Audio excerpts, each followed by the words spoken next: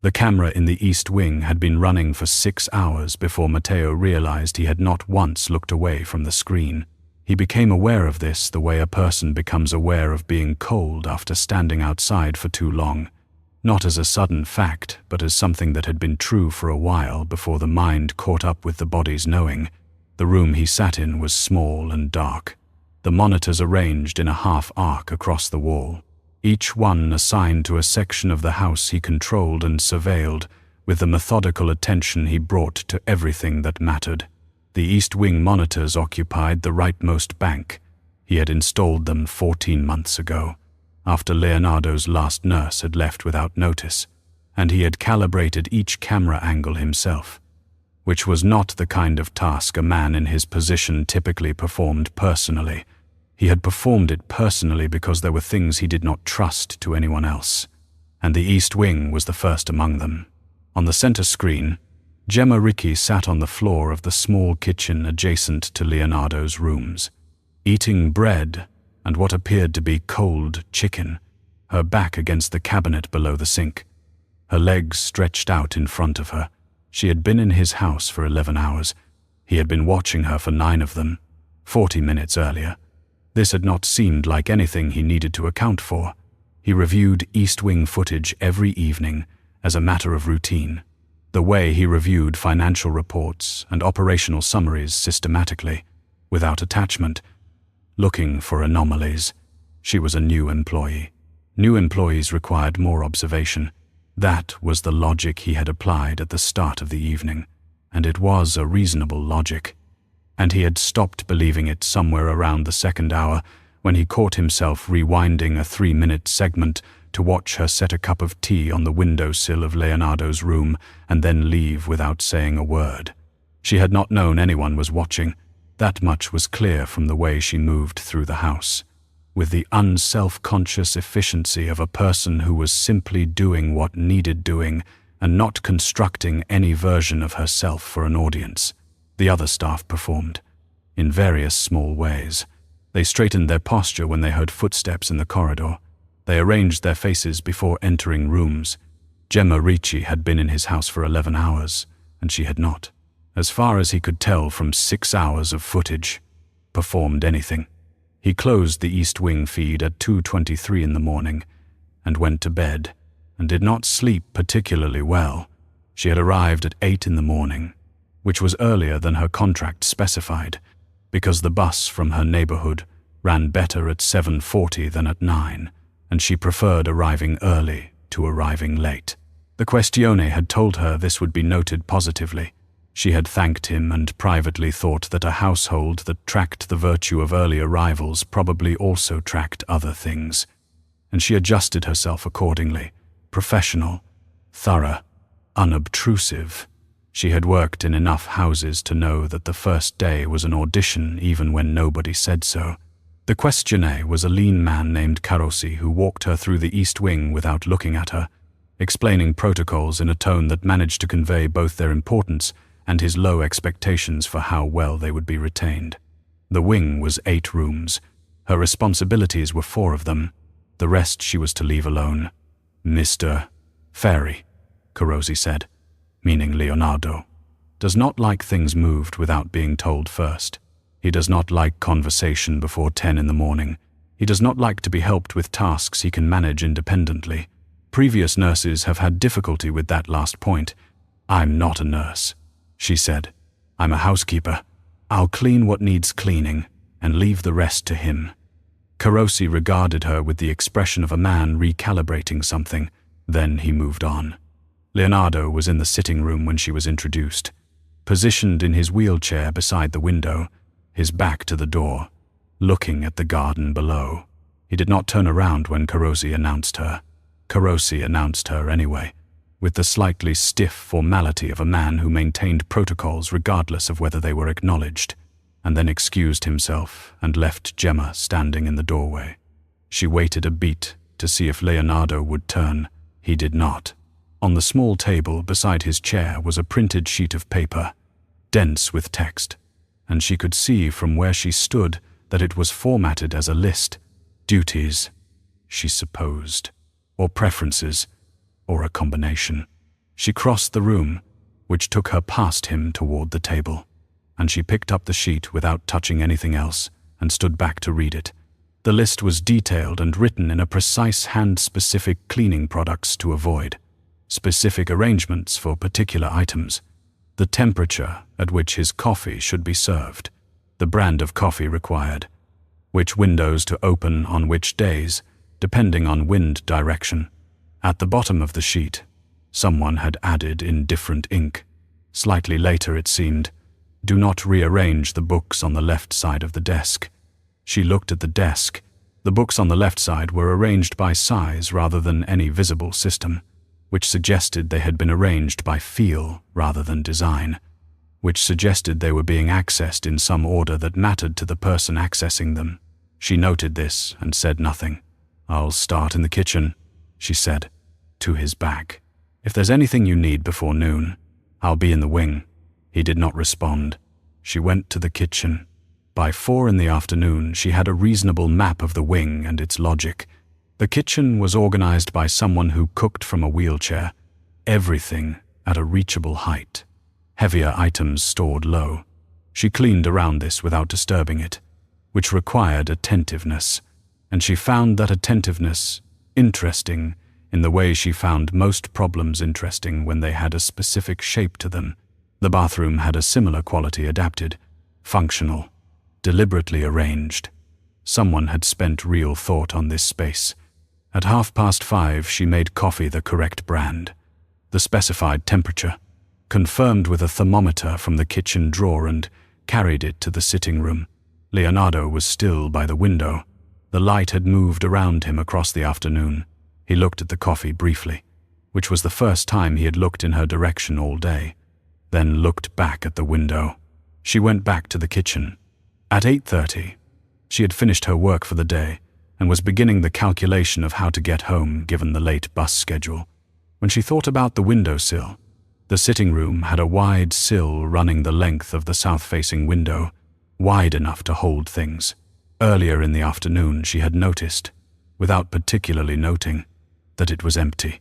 She went to the kitchen and put the kettle on and made a small cup of tea, simple, no milk, and carried it to the sitting room and placed it on the far left end of the windowsill, the section that would be within reach if someone positioned themselves in the spot Leonardo had occupied all day. Then she picked up her bag and her jacket and left. She was on the bus before she thought about why she had done it. The reason for the tea was harder to find than usual. She had seen a space that was empty and had put something in it. That was the closest she could get to an explanation. She supposed she would see in the morning whether the cup was still there. The footage from that evening showed Leonardo remaining by the window until approximately 9, when he moved to the sitting room's interior for the first time since late morning. He crossed to the windowsill at 9:14. He looked at the cup for a period that Matteo timed at 40 seconds, which was longer than it should have taken to decide whether to drink a cup of tea. Then he picked it up and drank it slowly, still looking at the garden, now dark outside the glass. Matteo sat with that footage for a while. After it ended, he was not, by nature, a man who sat with things. He was a man who assessed situations and made decisions and moved to the next situation, and the mechanism of that process had served him well enough that he had rarely found cause to examine it. What he was doing now did not fit neatly inside that mechanism. He was sitting in a dark room at 2 in the morning watching his brother drink a cup of tea that a woman he had met once, briefly, to sign her employment paperwork, had left for him without being asked to, without being thanked, and without apparently expecting either. He pulled up her file on the secondary screen. Gemma Ricci, 34 years old. References from 4 previous households, all of them positive in the specific and slightly surprised way that positive references sometimes were. She worked carefully. She worked without supervision. She understood what the job required before it needed to be explained. One reference from 3 years prior had written, "She noticed things. I cannot explain this better than that." She noticed things that other people in the same position had not noticed. The reference had not elaborated, and Gemma had not, apparently, Asked them to. He cross-referenced her employment history with a search he ran on all new East Wing staff. More thorough than what he ran on staff elsewhere, for reasons he had never fully articulated. The search returned one notable result 6 years prior. Gemma Ricci had been employed as a cleaning supervisor at a building in the city's 3rd district, 3 layers up in the corporate ownership structure. It was a holding firm, controlled by his uncle. Matteo looked at this result for a long time. Then he closed the file and opened the East Wing feed again. On the center screen, the kitchen was empty and clean. The sitting room was empty and dark. In Leonardo's bedroom, his brother was asleep. The windowsill was empty too. The cup had been washed and put away. Matteo noted the time, 2:41. He made a note in the file, verify Enzo connection. Do not proceed on assumption. He set the note aside in the way he set most things aside when they did not have enough shape yet to act on, and he looked at the dark sitting room and the empty windowsill and thought about a woman who left tea for someone who had not asked for it, and the 40 seconds it had taken his brother to decide to drink it. The cup was gone in the morning. Not gone as in removed or discarded, gone as in washed, dried, and returned to the exact cabinet she had taken it from, placed back in the position it had occupied before she moved it. She noticed this immediately, because she noticed the specific positions of things as a matter of professional habit, and because the cup had been returned with a precision that suggested its return was intentional rather than routine. She made coffee and brought it to the sitting room at 7:40, 10 minutes before the specified time, because she had learned in houses like this one that the specifications were minimums rather than ideals. Leonardo was already positioned by the window. He had been there, she suspected, for some time. The morning light was coming in from the east, and it lay across the floor in long, pale strips. And he was sitting in the brightest of them, his chair angled slightly toward the glass, rather than directly at it, which she thought might be a posture developed over years of knowing exactly where the light would be. She set the coffee down without speaking, and went to the bedroom to begin the linens. The machine was under the bed. She found it 14 minutes later, on her hands and knees with a cloth and a long-handled mop reaching for the space near the headboard, when the corner of the cloth caught the edge of something solid and flat and dragged it several inches out from its position. The screen was dark, but the device had been disturbed enough that it activated 3 seconds of glowing screen before the auto-lock engaged. 3 seconds in which she saw, clearly, the white text of a document on a dark background. A line of dialogue or narration, too small to read at the angle she was at, but unmistakably prose. Then the screen went dark. She pushed the device back to where it had been. She finished the floor. She stripped and remade the bed with the efficiency of someone who had done it thousands of times, her hands moving through the familiar sequence, while her mind was occupied elsewhere, working out the specific geometry of what she had found. A man who had not spoken willingly to anyone in what she had gathered was a very long time, was in possession of a hidden device on which he was, apparently, writing. She said nothing about it that day, or the next. On the 3rd day, she put the note on his breakfast tray. She had thought about it for 2 full days first, which was not her usual way with decisions but seemed appropriate here. The note was a single question, written on paper, torn from the small notepad she kept in her apron pocket for shopping lists and inventory. The detective character in the first chapter is, he looking for something or running away from it. She had not addressed it to him. She had not signed it. She placed it under the edge of the coffee cup so that it would be found when the cup was lifted.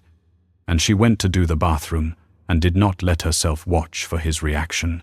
She found out about his reaction by inference when she came to collect the tray. The note was gone. The tray was otherwise undisturbed, the cup empty. The small plate of bread she had added on her own initiative, mostly eaten. The note simply was not there. She prepared the next day's tray the same way. Different question. Same position under the cup. The second chapter ends before we know what the detective found in the room. Did you leave it unresolved on purpose? She went about her work. The tray came back with the note gone again, on the 5th day. The tray came back with something she had not put on it. It was a folded piece of paper, placed under the empty cup, in the same position she had been using, which meant he had understood the system even though she had not explained it. Or perhaps because she had not explained it. She picked up the paper before she picked up the tray and opened it standing in the sitting room doorway, with the small practical awareness that she had no idea what she was about to read and needed her hands free for whatever came after. The handwriting was careful and slightly formal. The letters made with the deliberateness of someone who had decided that the act of writing by hand was worth doing correctly, even when it was inconvenient. It said both, nothing else. She folded the paper and put it in her apron pocket. She carried the tray to the kitchen. She stood at the sink for a moment, looking at the window and the garden outside, which in the November light was mostly bare branches and the last of the season's grass, and she thought both, looking for something and running from it at the same time. She thought that was probably the truest thing she had read in some time. Matteo saw the first note on the 3rd day. He had adjusted the camera angle over the kitchen table 2 days prior, in response to his own observation that the breakfast tray was becoming a point of interest. The adjustment was minor, a shift of 11 degrees that brought the tabletop into clearer view without significantly altering the room's spatial coverage. He had made the adjustment himself, at 2 in the morning. In the same way he had installed the cameras personally, without explanation to the technical staff beyond a terse instruction to leave the East Wing equipment to him. The note was too small to read at the distance the camera was positioned. He saw Gemma place it, saw the particular care with which she slid it under the cup's edge, saw her leave the room without looking back. He did not see Leonardo's reaction to the note because the bedroom camera had a different angle, and Leonardo did not bring the tray to any position where the text would be visible. He saw the note was gone when the tray was collected.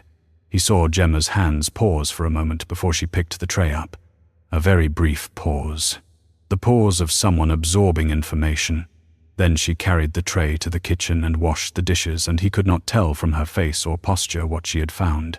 On the 5th morning, he watched the tray come back with something new on it.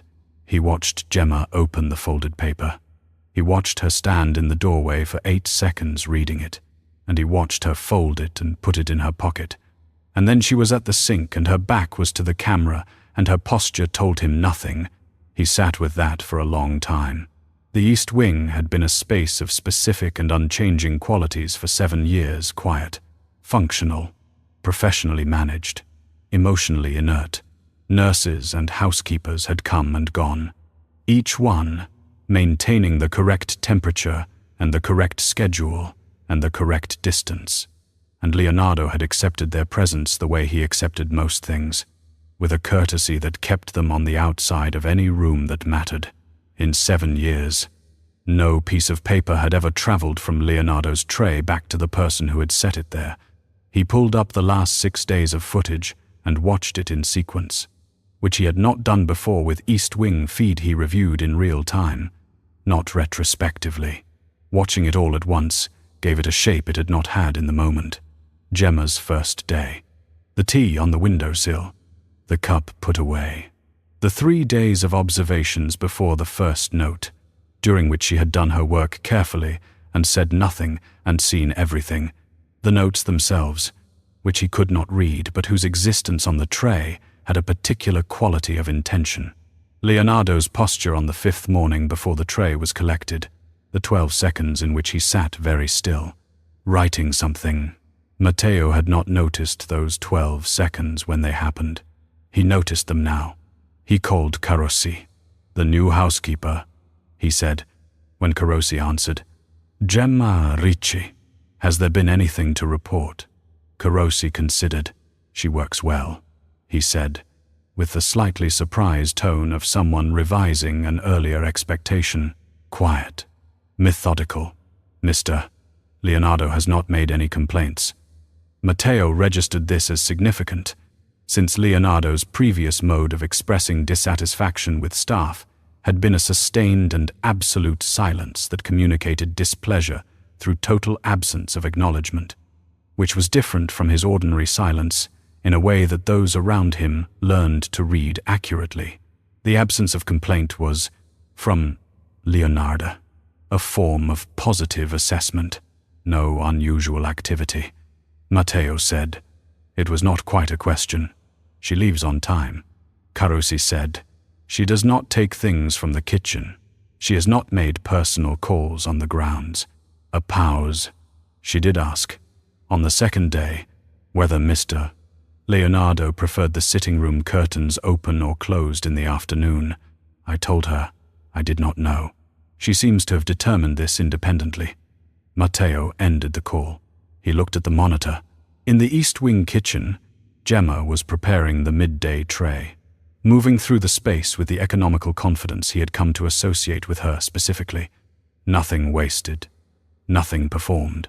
He thought about the note he could not read, the paper in her apron pocket, the 12 seconds of Leonardo sitting still. He called the technical supervisor. "I need the table camera in the East Wing kitchen recalibrated," he said. "I need to read text at standard tray distance." The supervisor asked about the angle. Matteo described it precisely, because he had already worked out the geometry in his head. "When do you need it done?" the supervisor asked. "Tonight," Matteo said, after staff hours. He put the phone down and looked at the East Wing feed for a while longer.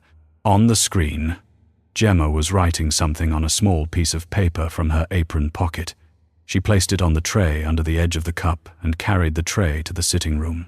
She was in the room for 30 seconds, maximum. And when she came out, her hands were empty, and her face had the same quality it usually had, which was attentive and slightly inward. The face of a person who was always doing two things at once, one of them visible. He noted that she had not looked at the camera, not once, in 10 days. Had she looked at any of the cameras in the East Wing, he could not decide whether this was because she did not know they were there, or because she did. He read the first note on the 14th day, when the recalibrated camera finally gave him a clean enough angle on the tray. The question was simple. He read it twice to make sure he had it right, because the handwriting was small and the light in the kitchen was not ideal, even with the adjustment, and because the content was not what he had expected. He had constructed several possibilities in the 2 weeks since he had understood that notes were being exchanged, that she was passing him information, that she was making requests, that she was establishing some form of communication with a purpose he needed to understand. What he had not constructed was the possibility that the question was about a book. He sat with this for a long time. Then he pulled up the previous 2 weeks of footage and began looking for something he had not thought to look for before. The times when Leonardo was by the window in the evenings. In the corner, he had never put a camera in. There were no cameras in the corner by the window. He had left that space uncovered when he designed the system. And he had not questioned this decision at the time because it had not felt like a decision so much as a natural boundary. The one part of his brother's life he had not claimed the right to observe. Leonardo had always gone to that corner in the evenings. He had been going there for 7 years. Whatever he did there, in the dark, with the city outside, was the one thing Matteo had chosen. Without fully knowing he was choosing not to know. He looked at the blank space in his camera coverage and thought about what it might mean that his brother was writing, and that a woman who had been in the house for 2 weeks had known to ask about it. He called for Gemma. She had been told the summons was for the main office, which was on a floor she had not visited before, and she took the elevator with the practical calm of someone who had been called to account by employers before and knew that the way to handle it was to arrive with your hands empty and your face neutral and wait to see what the actual problem was before deciding how to respond to it. She had not done anything she could not explain. That was usually enough. The office was larger than she expected, with the particular austerity of a room that had been furnished to signal power rather than comfort dark wood. Minimal surfaces. A desk positioned to put the person behind it at a slight elevation relative to the person in front of it. Matteo Ferri was standing rather than sitting, which she registered as a choice. and he was looking at her with the same quality of attention she had noticed when she signed her employment paperwork, which was the only time she had been in the same room with him, and which she had noted then as the kind of attention that made a record. She waited. "Describe your current work with my brother," he said. "Not how are things going. Not, is there anything to report. Describe." The word had the precision of someone who wanted specifics rather than impressions. "I clean the wing each morning," she said. "I prepare his coffee and meals according to the schedule and his specifications. I change the linens. I maintain the kitchen. I handle any additional requests he communicates in writing, which he does occasionally." She paused, then added, "He communicates clearly. The wing runs well." "What do you mean?" "He communicates in writing. He leaves notes when there is something he needs adjusted, cleaning product preferences, timing changes, that kind of thing." She said this without elaboration, because it was true, and it was also not the whole truth. And the difference between those two things was something she was prepared to maintain until she understood why she was being asked. Matteo looked at her. He had, she thought, the quality of a man who was very good at distinguishing between people who were withholding and people who were lying, and who did not immediately reach for pressure when he identified the former. He let the silence sit for a moment, and then moved past it. "Is there anything in his condition or behavior that has concerned you?" he asked. "No," she said. And then, because the answer felt incomplete in a way that was not honest, "He seems to spend most of his time in the sitting room. He doesn't go outside, as far as I can tell." She paused. "I don't know if that's by choice or by circumstance." Matteo's expression did not change, but something behind it did, a very slight adjustment. The kind that happened when information landed somewhere it had been expected but not yet confirmed.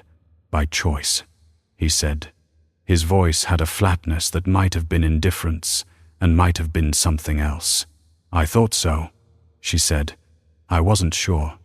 He was quiet for a moment. She looked at the desk rather than at him, which was not a strategy but a preference. She did better in uncomfortable rooms when she was not watching the other person's face constantly. Because faces were distracting in the way that all information was distracting when you were trying to think. "You should know," he said at last, "that I observe the East Wing closely. The welfare of my brother is a significant concern and I take it seriously." She looked up at him. The word observe was doing a great deal of work in that sentence, and they both knew it. "I know there are cameras in the wing," she said. She had decided to say this before she walked in, because the alternative was a conversation conducted with a fact-shaped gap in the middle of it, and those were tiring. "I noticed them on my first day. Something shifted in his posture. Not much. And nothing. It's your house. You have the right to run it, how you choose." She held his gaze. "I don't do anything in that wing I wouldn't do with someone watching." He studied her for a moment that was slightly longer than was comfortable, and in that moment she had the specific and unusual sensation of being looked at by someone who was genuinely trying to see rather than assess, which was a different activity, though from the outside it looked the same. "The coffee preference," he said. "How did you find that out?" "I made both and watched which one he finished." She paused. "He finished the coffee on the first day I offered it. He had been leaving the last third of his tea. I didn't change his tea order. I know. I changed it without asking and reported it to Carosi after. I thought it was better to see if it worked first." She considered whether to continue, then did. If I had asked for permission, someone would have needed to check with someone, and it would have become a documented decision, and he would have known it was a change made for him, and I didn't think he would want that. Matteo looked at her for a long time. She waited, which she was good at. Outside the window behind him, the city was doing its mid-morning business with the indifference cities have toward the specific complications of the people inside them. "That is," he said finally, and then stopped, as though the sentence had run ahead of him and arrived at a destination he had not planned to reach in this conversation. He looked away from her, toward the window. "Continue doing what you are doing," he said. "I have no concerns about your work." She nodded. She picked up her jacket from the chair's arm, which she had set down when she came in. At the door she turned, because there was something she had been thinking about for 3 days, and the appropriate time to say it was narrowing. "Mr. Ferri." He turned. "The corner, by the south window in the sitting room. He goes there every evening. There is no camera there." She watched his face. "I don't think that is an accident." He said nothing. His expression was its most closed, which she had come to understand was not the same as unreadable, only that what it was reading was something he had not chosen to share. She left. In the elevator, on the way back to the East Wing, she stood with her hands loose at her sides and thought about what had just happened, which was a conversation between two people who had each said approximately half of what they meant, and whether the half that had been said was the useful half. She thought it was, or close enough. That evening, Matteo went to the East Wing for the first time in 11 weeks. He stood in the corridor outside the sitting room door for a while, which was closed, and he thought about what Gemma had said. There is no camera there. He had always known this. That she had identified it and named it to him was something he was still working out how to hold. He did not go in. Going in would have required something he was not yet in a position to offer an answer to the question his presence would have asked. "Where have you been? Why are you only here now?" He did not have a good answer. He had been here all along, in the only way he knew. He had watched. He had watched for 7 years through cameras and the careful second-hand architecture of care he had constructed, because the direct version would have meant entering a room that contained, in its walls, and its air, and the light through the south window, the full weight of what had happened. From underneath the sitting room door, a thin line of light showed that the lamp was on. Leonardo was awake. He sat on the floor of the corridornet, something he would have done anywhere else, not something he would have admitted to doing. Hiran stayed until the light went out at 10:20. Then he stood up and went back to the elevator and up to the control room. He sat in front of the monitors. The East Wing feed showed what it always showed at this hour: dark rooms, quiet corridors, the blank space at the corner by the south window that he had built into his own system and never filled. He opened a document on his secondary screen and typed 4 things: Enzo Ferri, 3rd District Building, Gemma. 6 years ago. He looked at it. He had been filing this under things to verify before acting, which was a legitimate category, and also, occasionally, a way of not acting. He added one line: "Find out how she got this job." He already suspected the answer was going to be more complicated than he wanted it to be. The note that changed everything was not the one Gemma had planned. She had been thinking about Chapter 12 for 4 days, working out how to ask about it in a way that left enough space for Leonardo to answer or not answer as he chose. Because the question she actually wanted to ask was not a question about the book. She had read enough of it, in the stolen seconds of each pass by the desk, to understand what it was. The detective in the story was not a detective. The uncle in the story was not fictional. The accident in Chapter 10 which the detective witnessed, which the detective did not report because he had not understood what he was seeing until 3 years later, when he found the secondary evidence and understood what the primary evidence had been, was not an accident. She had been thinking about the correct question for 4 days, and she had not found it yet. Instead, she asked a different one. The detective in Chapter 11 knows the truth now, but he stays silent. Why does he let the nephew carry it alone? She set it under the cup. She went to do the bathroom. She came back to collect the tray at 9:30 and found the note already returned, which was earlier than usual, which meant Leonardo had read it quickly and replied quickly, which meant the question had landed somewhere. It had weight. She opened the paper at the kitchen sink, because the nephew blames himself, and the detective knows that if he tells him it was not his fault, the nephew will not believe it. He will only believe it when he sees it in writing. In someone else's words, She read this twice.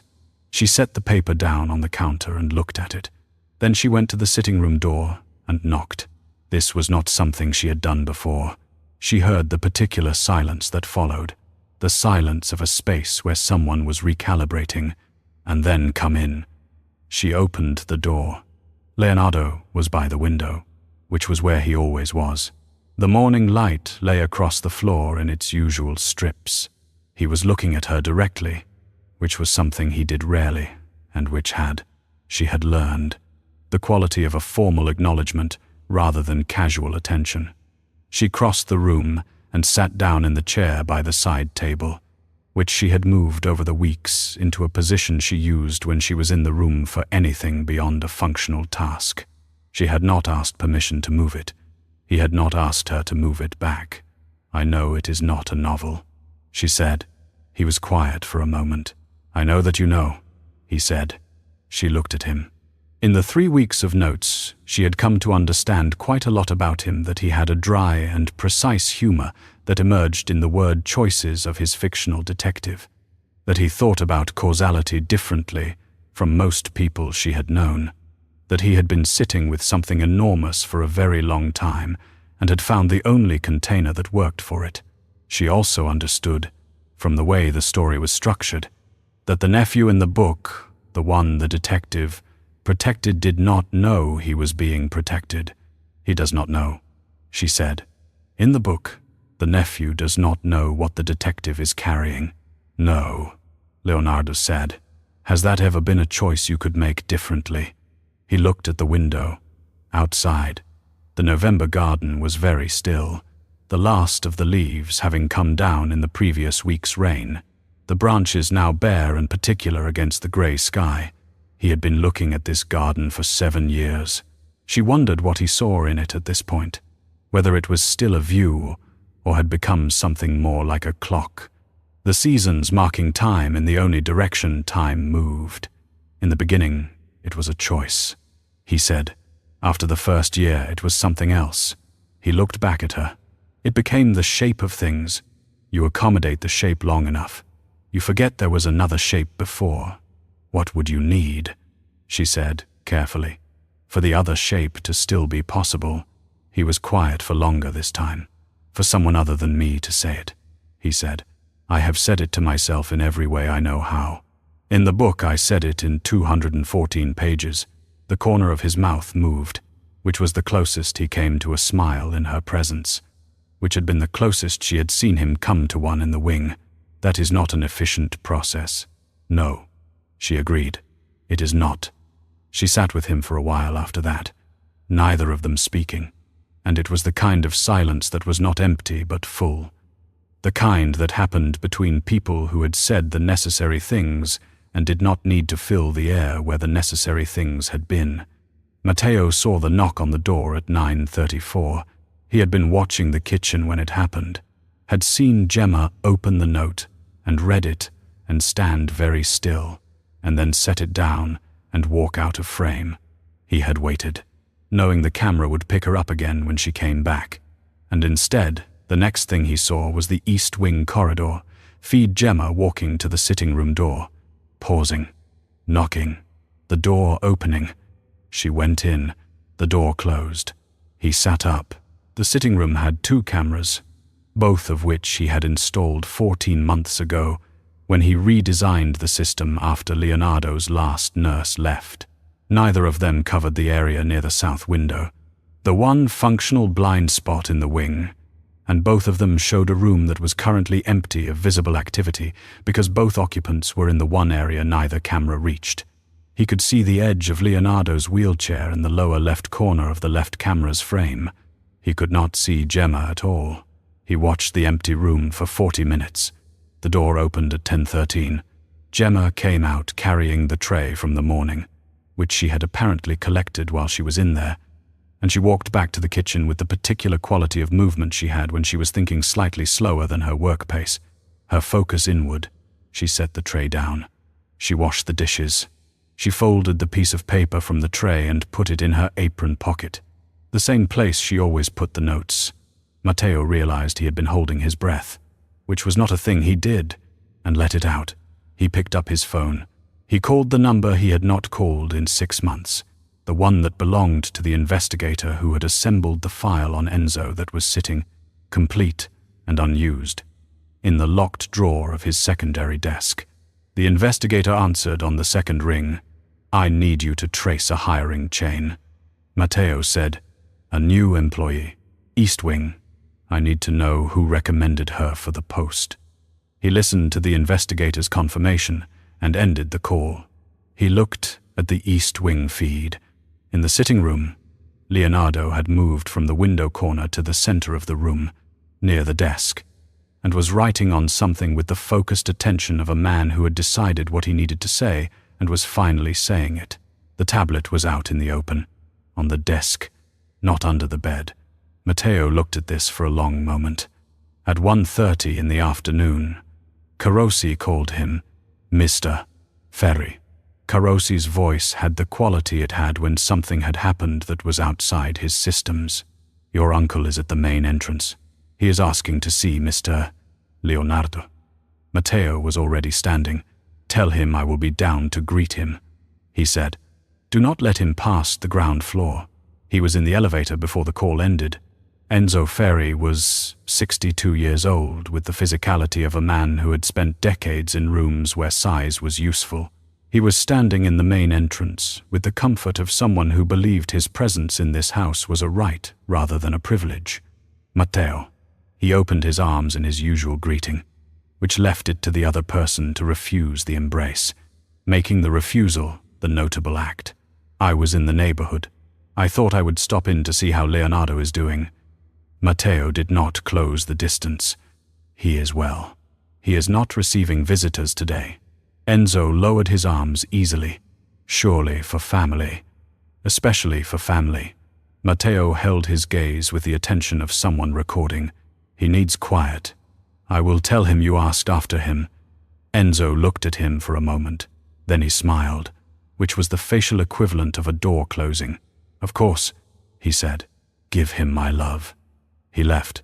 Matteo watched the car until it was through the gate, and then kept watching a moment after. He called the investigator again. "Move faster. I need the hiring chain by tomorrow morning." He paused. "And pull the file on the 3rd District, building Enzo's structure. Find out if there were any other employees there at the same period as Ricci."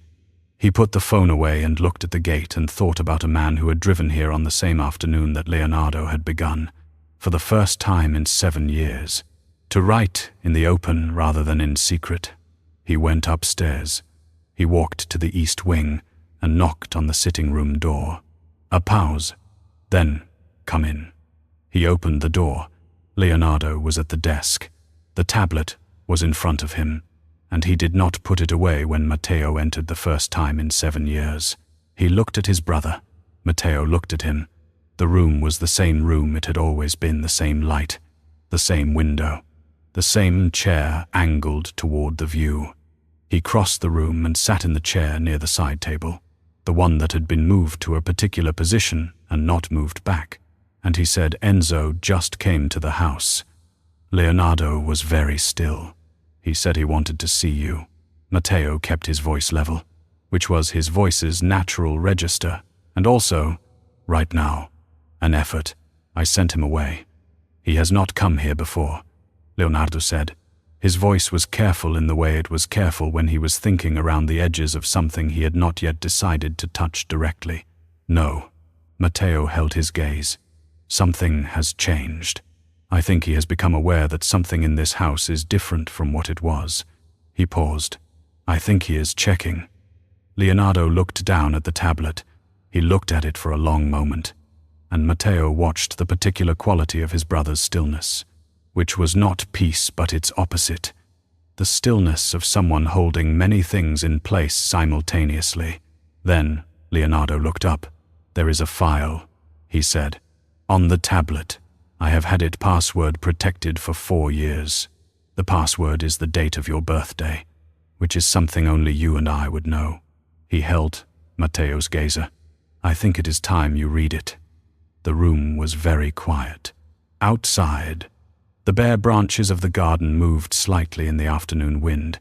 and the light through the south window lay across the floor the way it always had, and Matteo Ferri sat in the chair that a woman with careful handwriting had moved to the right position without being asked, and looked at his brother, and understood that a door had just opened that had been closed for 7 years, and that walking through it was going to cost both of them something that neither of them could yet calculate. "All right," he said. The file took Matteo 3 hours to read. He read it in the East Wing sitting room, in the chair that had been moved to the right position, with Leonardo across from him at the desk. This was not how he had expected it to go. He had expected to take the tablet to his office, read it alone, process it through the mechanisms he used to process things that were large, which were the same mechanisms he used for everything systematic, sequential, without anyone watching. Leonardo had handed him the tablet and then moved to the window, and Matteo had understood that his brother was not going to leave the room and that he, Matteo, was not going to ask him to. He read in silence. Leonardo sat in silence. The afternoon light moved across the floor in the way it did in November, low and slow, and by the time Matteo finished reading it was close to 4, and the room was in the grey of early dusk, and neither of them had turned on a lamp. 219 pages.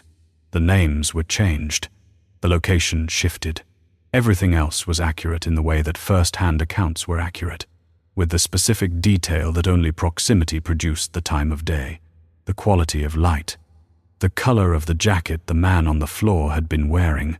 Matteo knew the man's name. He had kept a file on it in a locked drawer for 5 years. He set the tablet down. He looked at the floor. He thought about all the mechanisms he had put in place in the first year, when he had understood what Enzo had done and understood simultaneously that he could not yet prove it. He thought about all the things he had not said to his brother in 7 years, beginning with the one that mattered most. "I know you were coming to warn me, Leo," he said. It was the name he had used for the first 24 years of their lives, and had not used since the night in the hospital 7 years ago, when he had stood at a bed and understood that a thing he could not reverse had happened, a thing he had caused by being the person he was, by being the person Enzo had wanted to destroy, by being a person whose proximity was dangerous. He had stopped using the name after that because using it required inhabiting the relationship it named, and inhabiting that relationship required looking directly at what it had cost. Leonardo turned from the window. In the dusklight he looked, for a moment, like himself at 24, and Matteo felt this with the particular grief of a person who has been not feeling something for 7 years and has just felt it. "You knew," Leonardo said, not an accusation. A confirmation, the completion of a calculation he had been running for some time. "From the 2nd year," Matteo said. "I found the secondary evidence. The same evidence the detective in the book finds." He kept his voice level, which took more effort than it usually did. "I did not tell you because I did not know how to tell you what I had done with the information." "What did you do with it?" "I built a case. Slowly, without anyone who works for Enzo knowing what I was doing." He looked at his hands. "It is nearly complete. I have been waiting for one thing." "What thing?" "A witness. Someone who could attest to what happened in that building. Someone whose account would hold in a formal proceeding." He looked at his brother. "The secondary evidence alone is not enough without a primary account to corroborate it." Leonardo was very still. "You need me to make a statement?" "Yes." He held his brother's gaze. "But only if you want to. I could not build a case and then present it to you as something you were already inside. You had to choose." The room was quiet. Outside, the last light was leaving the garden, and the bare branches were becoming silhouettes, and the city beyond the wall was beginning its evening business of lights and motion. "The woman," Leonardo said at last. "Gemma. She knows about the book." "Yes. Does she know the rest?" Matteo thought about this carefully. "She knows more than I intended her to know. Less than she has probably worked out." He paused. "She is not connected to Enzo. I verified that this morning. She worked in his building through a staffing agency. She never had contact with anyone senior. She is not a plant. He stopped. She is simply someone who notices things.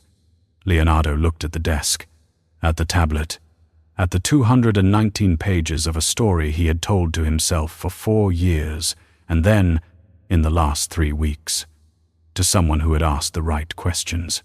"I will make the statement," he said. "I have been ready for 2 years. I was waiting for you." Matteo let this sit between them for a moment. The full weight of it, 2 people waiting for each other on opposite sides of a door neither of them had known how to open, and a woman with a notepad and patient handwriting who had knocked. "Leo," he said again. The name had a different quality the second time, less like crossing a threshold and more like being in a room he had not entered in a long time and finding it still familiar. "I am sorry I let you carry this alone. You did not let me," Leonardo said. "I chose it. For the same reasons you chose what you chose." He looked at Matteo with the directness he had used since childhood, the quality his brother had never been able to replicate, the ability to look at hard things without requiring them to be something else. "We are both very bad at asking for help." "Yes," Matteo said. "The woman is better at it than we are." Matteo thought of notes slid under coffee cups, of a question about a detective who was looking for something and running from it at the same time, of a woman standing in his office, saying, "I don't do anything I wouldn't do with someone watching." "She is not asking for help," he said. "She is offering it. They are different." "Are they?"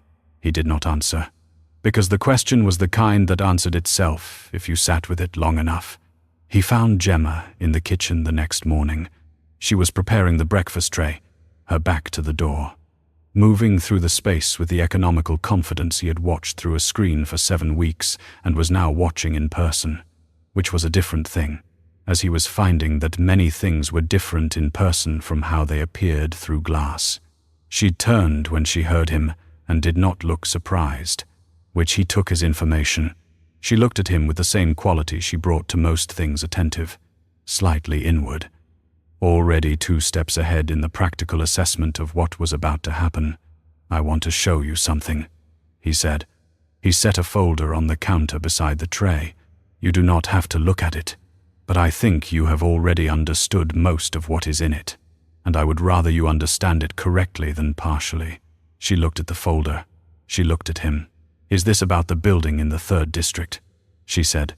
He had not said anything about the 3rd district. He had instructed the investigator not to make contact. She had arrived at it independently, which was either the most unsurprising thing he had learned about her or the most. "Yes," he said. She opened the folder and read it standing at the counter, with the focused efficiency she brought to everything. It took her 8 minutes. She closed the folder and looked at the window above the sink and was quiet for a moment that had the quality of a person organizing information into the correct order before speaking. "He is going to try to remove Leonardo," she said, "now that he suspects something has changed here. He came yesterday to assess, and now he knows something is different." "Yes, what do you need?" He looked at her not through a monitor, not at a recorded image, but at a woman standing in his kitchen with a breakfast tray half prepared and a folder she had just read in 8 minutes of calm attention, and whose first question was, "What do you need?" "I need Leonardo's statement formalized," he said. "I need him to speak to the people who can act on it. He has said he wants to." He paused. "And I need the East Wing to continue as it has been for the next 2 weeks while the formal process is initiated." "I can do that," she said. "There is one more thing." He had thought about how to say this for 12 hours and had not found a version that was not direct, so he used the direct version. "The corner by the south window. I never put a camera there." She looked at him steadily, waiting. "I want you to know that," he said, "that there is a place in that wing that I chose not to watch." He held her gaze. "I am still learning to understand why that mattered, but I think it did." She looked at him for a long moment, the careful measuring look she used when she was deciding whether a thing that had been said was the whole of what was meant. Apparently it was close enough. She picked up the breakfast tray. "I will bring this to him," she said. "He has been awake since 5. I checked." He moved out of her way, and she carried the tray to the sitting room, and he stood in the kitchen doorway and watched her go. And the thought he had was not a thought he had the language for yet, which was all right. Language came later. This was the part before language, the part where a shape began to form out of what had been shapeless for a long time. He looked at the empty kitchen. The folder was still on the counter. The window above the sink showed the November garden, bare and still there. The same garden his brother had been looking at from the chair by the window, while Matteo watched it through a camera from a different floor. Then he turned and walked to the sitting room, and knocked on the open door, and went in. The formal process, Matteo had explained, would take 2 weeks to initiate. What he had not explained, because he had learned early that explaining the edges of a plan invited people to test them, was that the 2 weeks were a best case. The investigators' chain ran through 7 intermediary firms, 3 jurisdictions, and 1 holding structure that shared a registered address with a company Enzo had dissolved 18 months prior. The court contact, who could accept Leonardo's statement, was on medical leave until the 14th, and the man Matteo had been quietly coordinating with for 3 years, the state prosecutor, who had been building a parallel case from the financial side, had gone suddenly, conspicuously silent 48 hours after Enzo's visit to the house. Matteo noticed the silence on a Thursday morning. He was in the control room at 6:15, which was not unusual, going through the night feeds with the methodical attention that had become, over 7 years, the closest thing he had to a ritual. The prosecutor had not returned 2 calls and 1 encrypted message. The message had been read, the system showed it and not answered. He sat with this for 20 minutes, which was longer than he typically sat with anything before moving. Then he called Carosi. "Double the entrance rotation," he said, quietly. "I want a second person at the gate at all hours. I want nobody inside the grounds unless I have personally cleared them in the last 72 hours. And I want all of this done without any announcement that would suggest we are doing it. Is there a specific concern, Mr. Ferri?" "There is always a specific concern," Matteo said. "That is the nature of concerns." He ended the call. He looked at the monitor. In the East Wing, the kitchen light was on. Gemma was earlier than usual. He watched her prepare the morning tray. She worked the way she always worked, the same economical sequence. Nothing wasted. The coffee measured to the gram because she had worked out early that the temperature tolerance and the grind ratio were linked, and that getting both right required precision rather than approximation. She had been in his house for 8 weeks. In 8 weeks, she had made the coffee correctly every single morning, which was not a thing he had told her was a priority, and which she had apparently identified as one independently. He had not been sleeping well. This was not new. Exactly had not slept with any particular reliability since he was 19, but the quality of the not sleeping had changed. It had become less about the things he was tracking and more about the space between what he was tracking and what he had not yet allowed himself to track. He thought about the empty kitchen. He thought about what it had felt like to stand in the doorway and say, "I never put a camera there." He pulled up the East Wing feed on the secondary monitor and turned back to the files. Gemma had not told anyone what was in the folder. She had also not told Agnonenot Carosi, not the woman who ran the laundry schedule and occasionally tried to start conversations near the service elevator, that she knew what was coming, or that she understood the shape of the next 2 weeks more clearly than she was supposed to. She was a housekeeper. She cleaned the East Wing and prepared the trays and maintained the corner by the south window as the uncomplicated domestic space it had always appeared to be, which was the thing she had agreed to do and which she was now doing with slightly more intent than usual. What she was actually doing, during the hours that looked like regular work, was building a record. It was not a dramatic record. It did not involve documents or photographs or anything that would have appeared significant to someone reviewing footage of a woman doing her job. It involved noticing, which she had always done, and writing down what she noticed, which she had done in houses before when the situation warranted it, and keeping what she wrote in the small notebook she carried in her apron pocket alongside the notepad for shopping lists and inventory. The record was of Leonardo, what he ate, and when the light in his room went on in the mornings and what time it went out, when he moved from the window corner to the desk, which had been happening more regularly in the last week. She could tell from the way the tablet was positioned when she came in to clean, angled now openly on the desk, rather than carried back to the bedroom and hidden. What he asked for in the written notes he left for her, which had changed in tone since the conversation by the south window, less provisional, less elaborately polite, more like a person stating a preference than a person apologizing for having one. She was documenting the quality of his life, and she was doing it because she understood, without anyone having said so, that the formal proceeding would require not just Leonardo's statement but some evidence of his current capacity to give one, and that the easiest way to attack that capacity would be to argue that the man in the East Wing was isolated, compromised, and not in a position to know what he was signing. She was building the counter-argument in advance. She did not tell Matteo this because it would have prompted him to ask how she'd known it was necessary, and she did not have an answer to that which would have been more reassuring than unsettling. On the 9th day, after Matteo had shown her the folder, she found the first anomaly. She found it in the East Wing laundry, which she managed separately from the main house linens, because Leonardo's specifications for detergent and water temperature were different enough to warrant separate loads. She was loading the washing machine in the small utility room off the kitchen when she noticed that the vent panel at the base of the wall had been moved.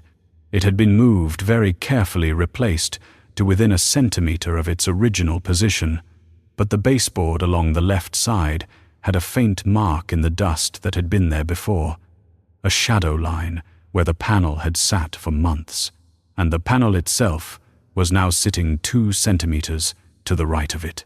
She crouched down. She did not open the panel. She stood up, finished loading the laundry, and went to make the morning tray.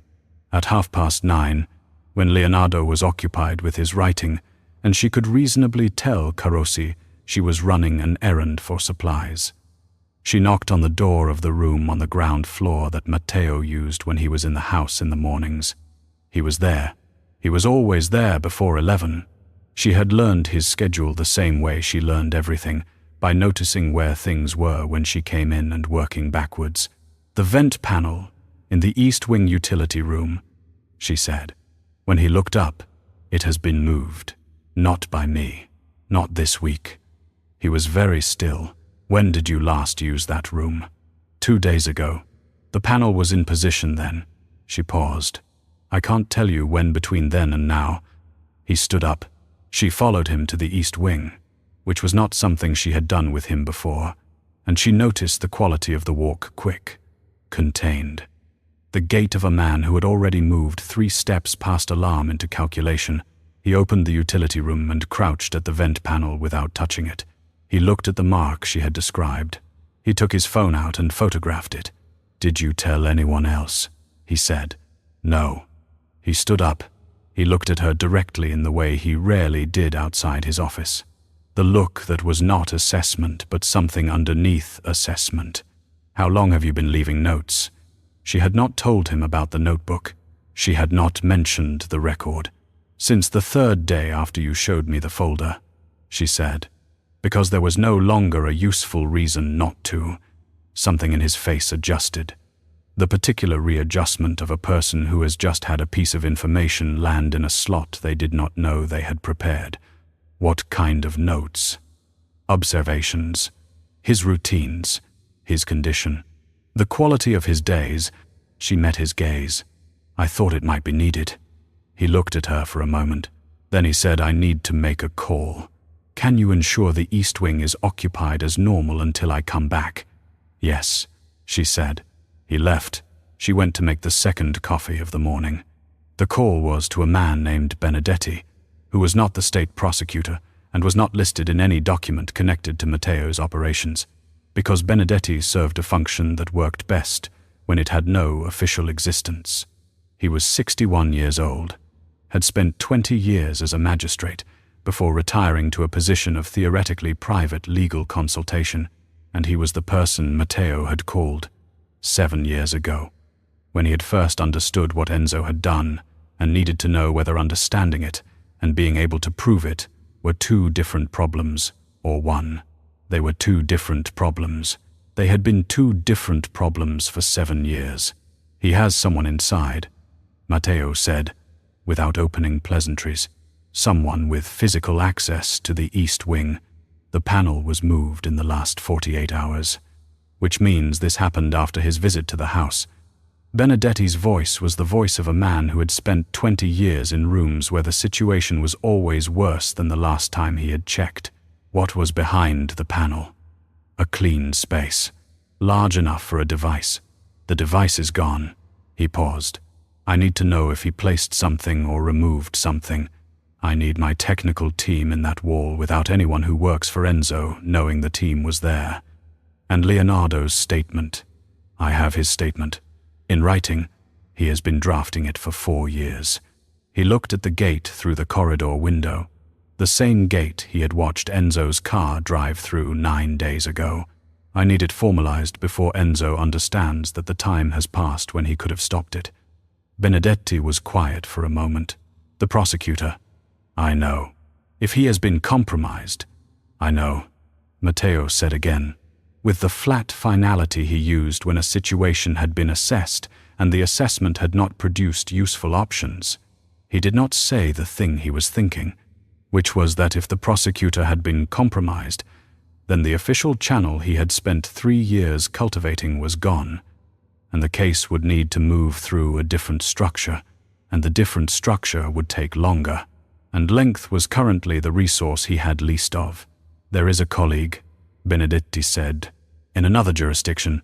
She is not connected to any of Enzo's contacts as far as I can determine, which is not a guarantee but is more than we have elsewhere.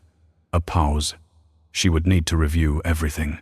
She would need original documentation and a statement given in person. How long? If everything is in order and she agrees to move quickly, 4 days. Possibly 3. Get me her name, Matteo said, and find me a way to have that conversation that does not run through any of the channels Enzo can reach. He ended the call. He stood for a moment in the corridor, and the corridor was very quiet, and in the quiet he was aware of all the things that were now in motion simultaneously, and all the variables he could not control, which was a familiar inventory, and also, today, a heavier one than usual. He thought about a vent panel moved 2 centimeters to the right. He thought about 48 hours of the East Wing carrying a gap in its coverage that he had not known was there. He went back to the East Wing. The notebook was a small green thing, the kind sold in multi-packs at stationery shops. And Gemma had filled 17 pages of it in the 9 days since Matteo had shown her the folder. She opened it on the kitchen counter while Leonardo's second coffee brewed and read it with the eye she always brought to her own records, looking for the things that were there and the things that were missing, the absences that had as much to tell as the entries. She had documented his writing hours mornings, increasingly, with the tablet open on the desk, evenings in the corner, which she inferred from the position of the lamp when she came in the following day, his food, which had improved over the 8 weeks she'd been there, not in quality, which had always been adequate, but in the amount he actually ate. The plates coming back less often with the careful remainder of someone who was eating out of obligation rather than appetite. The notes he left for her, which she had kept in the back pocket of the notebook, folded 12 of them, ranging from the early polite specifications to the more recent ones that were simply statements needs more light in the afternoon corner, suggest moving the lamp written in the same careful hand, but without the apologetic buffer he'd used in the first weeks. What was missing from the record was the time between 9 and 11 at night. She was not in the wing then. She had no way of knowing what happened in those hours except by inference from what she found in the morning. She had been inferring for 9 days. She was fairly certain of 2 things: that Leonardo was sleeping better than he had before she arrived. The bed showed it. The quality of the room in the mornings showed it, and that in the last 3 nights, something had changed again. The room had a different quality when she came in. Not disorder, not distress, alertness. Like a room where someone had been awake and thinking. She poured the coffee. She wrote in the notebook, Day 9, 3rd morning with altered quality in room. Lamp moved from corner to desk overnight and returned. No other changes. She was capping her pen when she heard the east wing corridor door. It was earlier than Matteo. Usually came to the east wing. He came after 11, when the formal day had established its rhythm, and it was not yet 10. She heard his footsteps, which she had learned to identify, not because she listened for them specifically, but because she was a person who filed sounds as accurately as she filed everything else. And these were his, a particular pace that was slightly longer than Karassi's, slightly quieter than the security rotation. He came to the kitchen door. He looked at the notebook on the counter. I need to ask you something, he said. She waited, which she was good at. My brother, he said. In the evenings, the hours you are not here. He paused, which was unusual. He did not typically pause to find words. He used the words he had, and they were generally the right ones. Has he said anything about how he is sleeping? Not directly. She thought about the 12 notes in the back of the notebook, the way they had changed. He asked me to move the lamp 2 days ago, from the corner to the desk. He specified morning light better than evening for what he is working on. She looked at Matteo. He is working in the mornings now. Something settled in Matteo's face. Not relief exactly, it was smaller than relief, more specific. The expression of a man who has been tracking a number and has just seen it move 1 increment in the right direction. The vent panel, he said. My technical team will need to access it today. I need you to keep Leonardo in the sitting room between 2 and 3. If he asks about the sounds, tell him it is routine maintenance. And if he asks me directly whether it is routine maintenance, he will know it is not. Matteo said, he is not the kind of person who asks questions he already knows the answer to. He looked at her. Tell him there is a precaution being taken. He will understand what that means. She considered, he will want to know if it is because of his uncle. Yes, he will. Matteo held her gaze. You can tell him it is. She nodded. She picked up the coffee tray. There is one thing, she said. He waited, mirroring her. He is going to ask me how much time we have. She looked at the tray, the cup, the precise angle of the spoon. He has been waiting for 2 years to give the statement. He is not going to wait passively now that he knows it is moving. She looked up. He will want a number. Matteo was quiet for a moment. 4 days, he said. Possibly 3. There is a woman, a magistrate, now in private practice, outside Enzo's reach, as far as we can determine. Benedetti is arranging the meeting. 4 days, she repeated. If everything stays in place. She picked up the tray. At the kitchen door she stopped, not turning. The notebook, she said. I will have it typed up by tonight. Clean copy. Dated. With the notes from the tray appended. She paused. I thought it might be useful for establishing his state and capacity over the 8 weeks. She heard the particular quality of his silence behind her. The silence of a man who had just understood something that he had not asked about and had not expected. Thank you, he said, and the words had a precision to them, a weight that was different from courtesy. She carried the tray to the sitting room. Leonardo was at the desk when she came in. The tablet was open, which was normal now, and he was reading what he had written rather than adding to it the posture of a person reviewing rather than creating, which she had learned to distinguish over 8 weeks of small observations. He looked up when she set the coffee down and he registered the tray, the time, and the quality of her expression in approximately 3 seconds, which was the usual amount of time it took him. "Something has happened," he said. "A precaution is being taken," she said. "In the utility room. This afternoon." He looked at her with the direct, careful attention that had startled her in the first week and no longer startled her. "Is it because of his visit?" "Yes." He looked at the tablet. He looked at the window, where the November garden was doing what November gardens did, standing in the particular stripped dignity of a thing that has let everything go and is not pretending otherwise. "How much time?" he said. 4 days. If everything holds. 4 days, he repeated, not as a reaction, as a calculation. She had noticed this about him, the way numbers landed and were immediately being processed rather than felt. It was, she thought, what happened when you had been running calculations in isolation for a very long time. Numbers became the only reliable variable. "The woman he is talking to," she said, "a magistrate in private practice, outside your uncle's reach." "Benedetti," he said. She had not said Benedetti's name. She had not known Benedetti's name. She looked at Leonardo with the particular attention she reserved for moments when something rearranged itself. "You know him." "I knew him when I was a different kind of person." His voice was even, which was the voice he used for things that were not even. He reviewed one of the early chapters. Anonymously. He did not know it was me. The corner of his mouth moved. Or he did know and maintained the fiction very well, which would be consistent with his character. She sat down in the chair by the side table, the one she had moved over the weeks into position. Did he say anything? About the chapters. He said the fiction was thin, but the evidence was compelling. He looked at the window again. He was being polite about the fiction. She thought about the 219 pages, the changed names and shifted location, the detective who was not a detective. "It is not thin," she said. "It is very thin," he said. "The detective thinks in straight lines, and everything curves. No detective thinks in straight lines." He glanced at her. "You would make a better detective than the detective."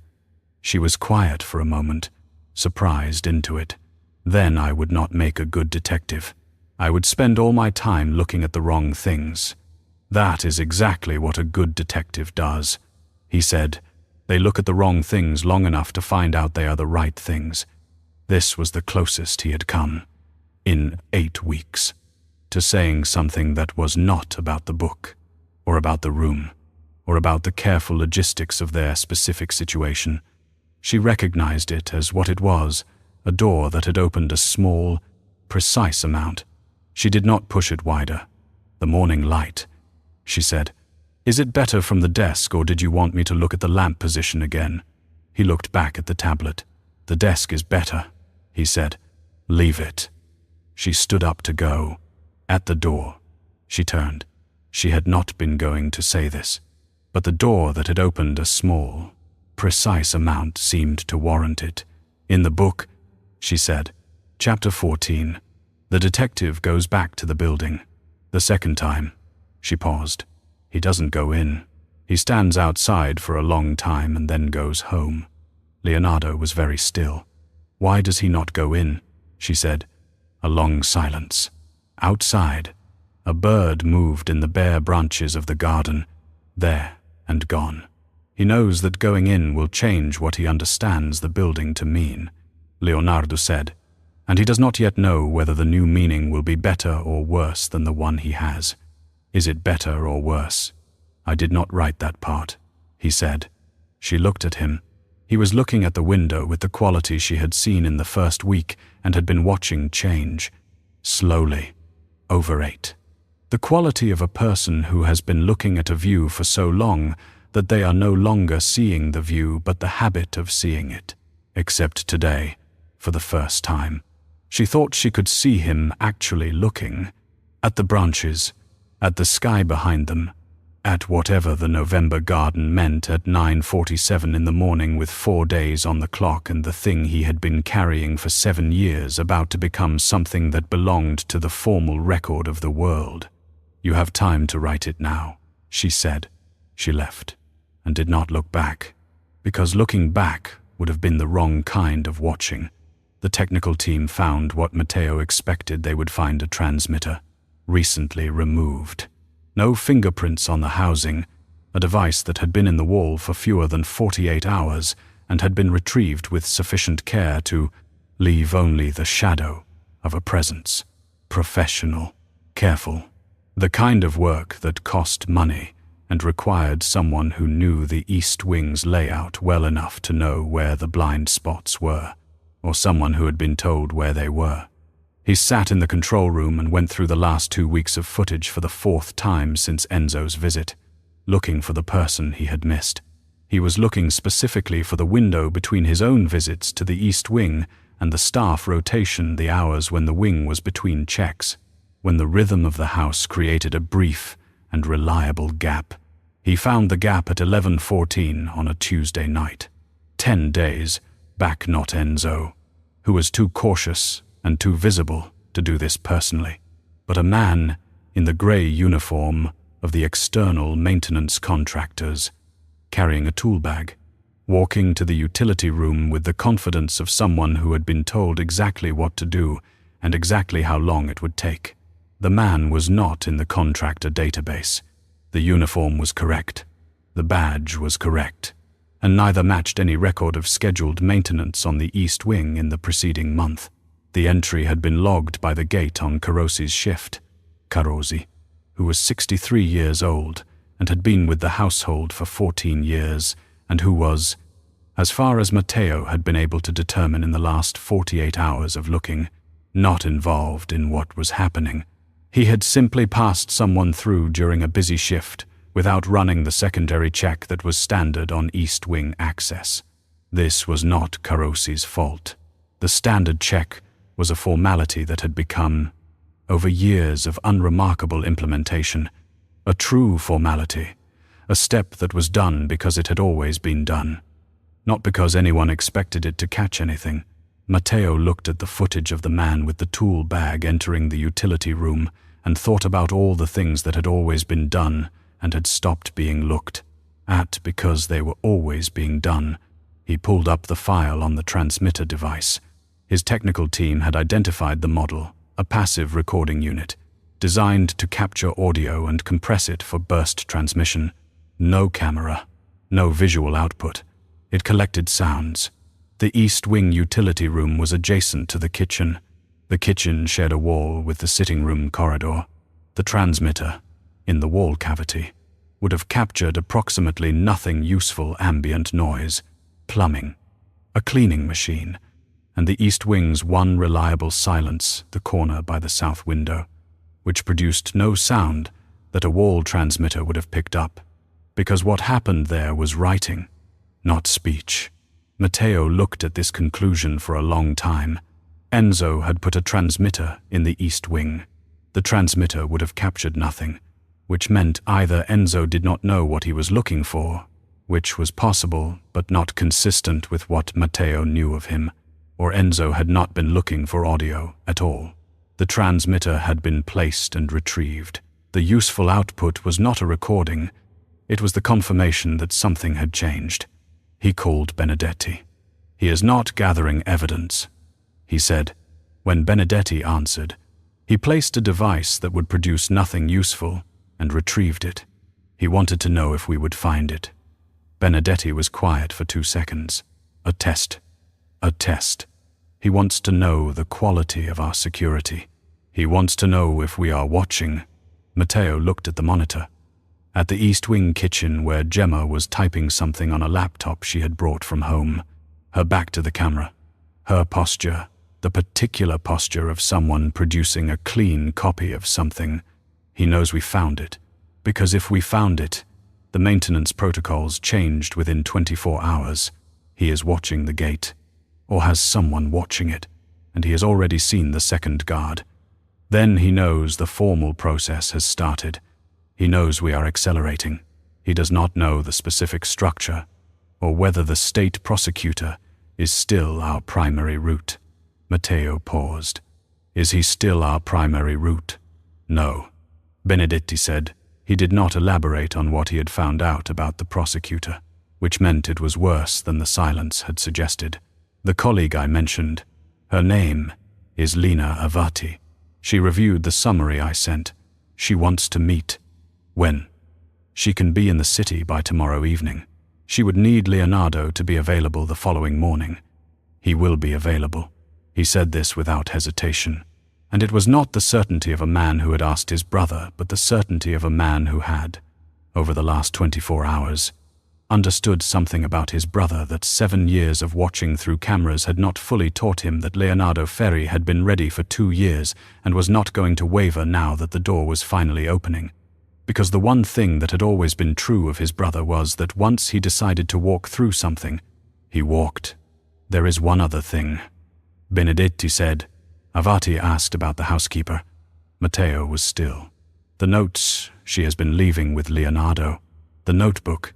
Avati is concerned about the appearance of coaching a third party facilitating the narrative, establishing a record that someone might characterize as shaped a pause. I explained the situation as I understood it, but she will want to speak with the woman directly. Matteo thought about the notes under the cups, the questions about a fictional detective, the 8-week record of what Leonardo ate and when the lamp was on. He thought about Gemma standing in the corridor doorway saying, "I don't do anything I wouldn't do with someone watching. She can speak with her." He said, "There is nothing there that will look like anything other than what it is." "And what is it?" Benedetti said, in the tone of a man who genuinely wanted to know. "Someone paying attention," Matteo said, to the person in the room. The second day without a response from Benedetti's contact, the one who was meant to confirm Avati's availability, was the day Matteo understood that time was the actual problem. Not the prosecutor's silence. Not the transmitter. Not Enzo's visit. All of which were the kinds of problems he had systems for. Time was different. He had 3 days of presumed safety and a formal process that required 4. And the gap between 3 and 4 was not a logistical problem, but a strategic one. Someone had to hold the space while the formal process closed it. He was in the East Wing kitchen at 10 in the morning, which was not where he usually was at 10, but the control room had begun to feel, in the last week, like the wrong room to think in. He had been sitting in front of monitors for 7 years, and he had learned things through those monitors that were real and useful, and had kept his brother safe in every material sense. He had also, over the course of 8 weeks, begun to understand that the monitors had been teaching him a version of his household that was accurate but incomplete. The way a map is accurate but is not the territory. Gemma came into the kitchen and stopped when she saw him, not with surprise rarely registered surprise, but with the small recalibration of someone adjusting to an unexpected element in a familiar space. She set the empty tray on the counter. She looked at him. "He asked about you this morning," she said. Matteo looked at the window above the sink. "What did he ask?" "Whether you were sleeping." She picked up the coffee pot and refilled it at the tap with the automatic efficiency of someone whose hands could operate independently of the rest of her. "I told him I did not know. He said he never slept well when there was something unfinished." She set the pot on the stove. "I thought you should know he said that." "Why?" "Because it is not something he says about people he has given up on." She turned to look at him directly, which she did rarely in the kitchen, preferring the partial attention of a person occupied with a task. "He is paying attention to you, to whether you are all right. I thought you should know that." He did not say anything for a moment. He looked at the window, at the garden it framed. The same garden he had been looking at through cameras for 14 months and was now looking at through glass. "The filing," he said. "Enzo has not made the guardianship filing yet. Benedetti thinks it is coming, but it has not been submitted. How much time does that give us? If he submits it Friday, the court registry closes at 5. Avati needs to have met with Leonardo before the filing is in the system, or the filing creates a procedural complication for the statement." He looked at the clock. "We have until Friday at 5. "That is 3 days," she said. "Yes." She turned back to the stove. She was quiet for a moment in the particular way she was quiet when she was working something out, not the quiet of a person who had nothing to say, but the quiet. of a person who was deciding which of several things to say first. "There is something I should have told you earlier," she said. He waited. "Leonardo has a second copy of the statement, not the tablet, a physical copy, in the handwriting he uses for the notes." She kept her back to him, her attention on the coffee. "He gave it to me 3 days ago. He asked me to keep it outside the East Wing." Matteo looked at her back. He thought about his brother at the desk, the tablet open, the lamp positioned for morning light. He thought about a man who had spent 7 years preparing for a door to open and had, apparently, thought to build a second door, just in case. "Where is it?" "In my apartment, in the notepad I use for inventory, which I bring home at the end of each shift." She turned to face him. "I should have told you immediately. I did not, because he asked me not to tell you until you asked about time.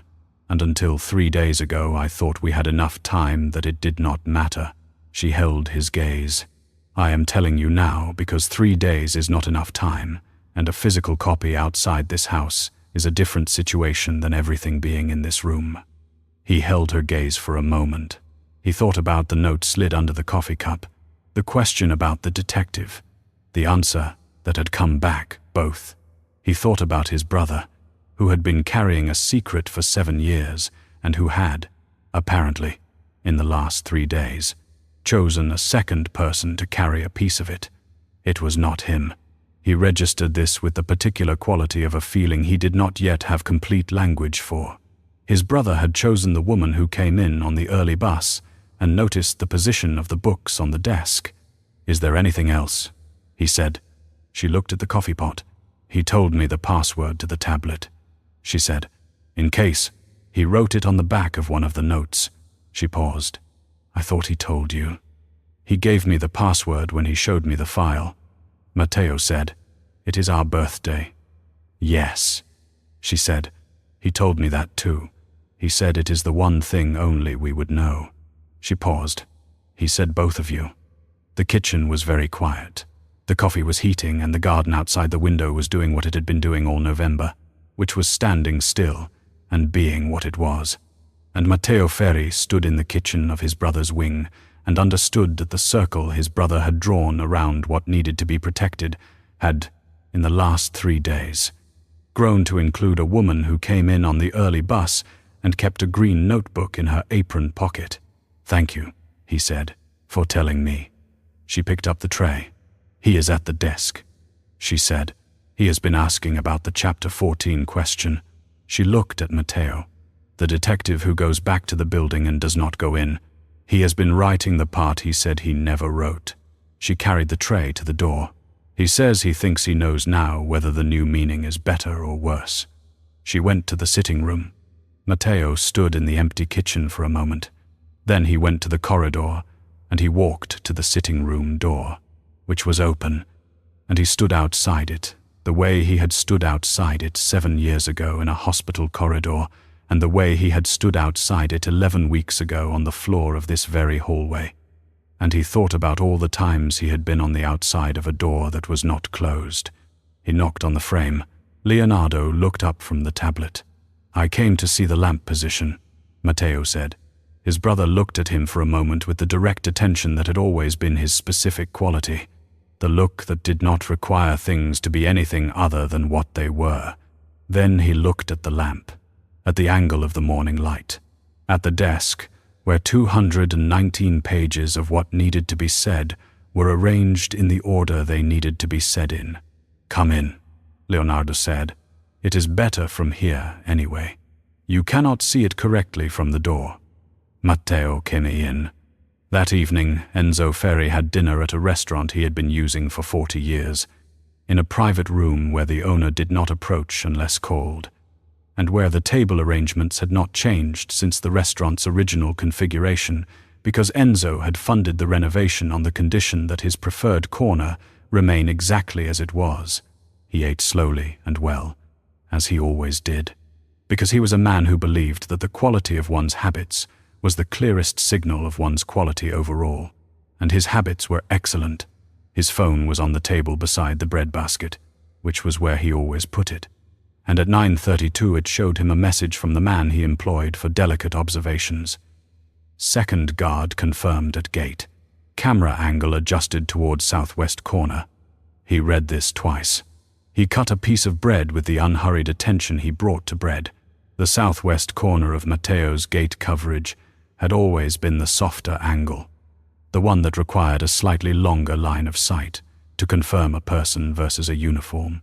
The adjustment meant someone had reviewed the footage and identified the gap.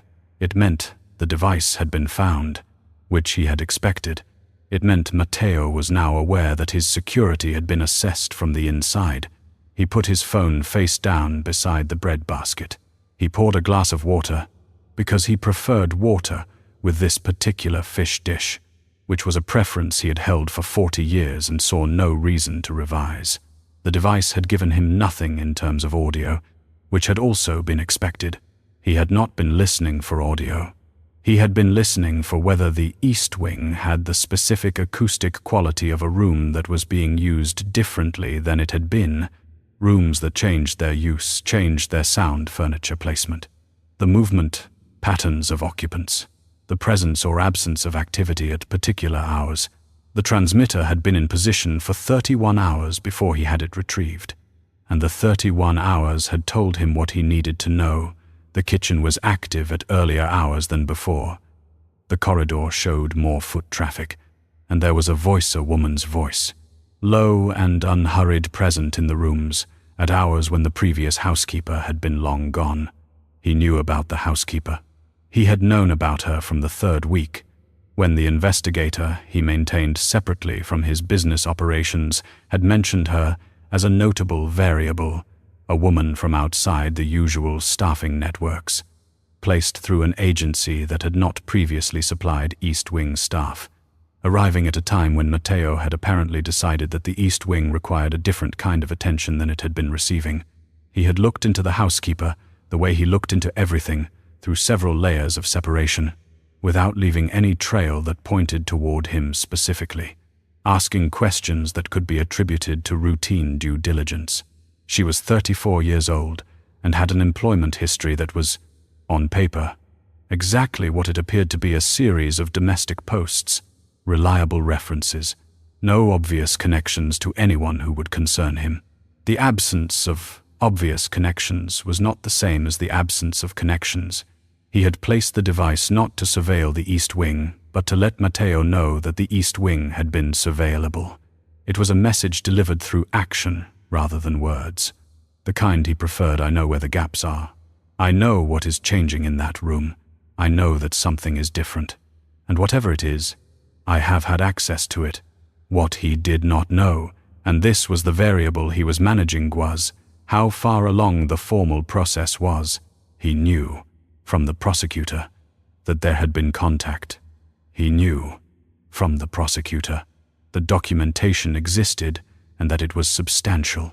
What he did not know was whether the documentation had been moved into a formal structure yet, whether it was still in Matteo's control or had been transferred to someone whose cooperation he could not manage in the same way he had managed the prosecutors. The prosecutor had cost him a great deal of money and 3 months of work. He had not enjoyed that expenditure, but he had made it because the alternative was worse. Now the question was whether there was another prosecutor-shaped obstacle already in position, and whether it was too late to address it in the same way. He picked up his phone. He sent a message to his lawyer, a man named Voss, who operated out of an office that handled the kinds of matters that required discretion on both sides of the table. Find out if Benedetti has been in contact with anyone in the last 72 hours. Anyone with credentials in the field. He put the phone down. He finished his bread. The restaurant around him was quiet in the way that expensive restaurants were quiet, not empty, but populated by people who understood that privacy was part of what they were paying for. He thought about his nephew. He thought about the East Wing and the housekeeper and the changed acoustic quality of a room that had been, for 7 years, configured around a silence that he had come to rely on. He thought about a woman who noticed things, and what it meant that she had been introduced into the one room in the house where noticing things was dangerous. He was not, by nature, a man who acted from alarm. He was a man who identified risks and addressed them methodically. And the methodical response to a risk that had been allowed to develop for too long was to accelerate, not to escalate. Escalation was for people who had run out of method. He still had method. He called Voss directly. "Move the guardianship filing up," he said. "I want it submitted by end of business Friday." "The filing is based on the assessment from 3 years ago," Voss said carefully. "A court may want a current evaluation." "Submit what we have," Enzo said. "A current evaluation takes time. Time is what we are addressing." He ended the call. He poured the last of his water and looked at the corner of the room where he had sat for 40 years, and thought about the very particular problem of a man who has spent 7 years being very careful and who has just had a woman with a notepad undo in 8 weeks. The thing the care was meant to protect. He was not alarmed. He was focused. These were not the same thing. Matteo received the notification about the guardianship filing at 7:15 the following morning from Benedetti, who had received it from a contact in the court registry who flagged unusual filings. He sat with it for exactly 4 minutes. Then he called Gemma. She answered on the second ring.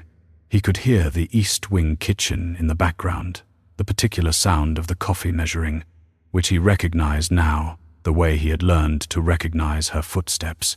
"How quickly can you have the complete notebook record ready to present?" he said.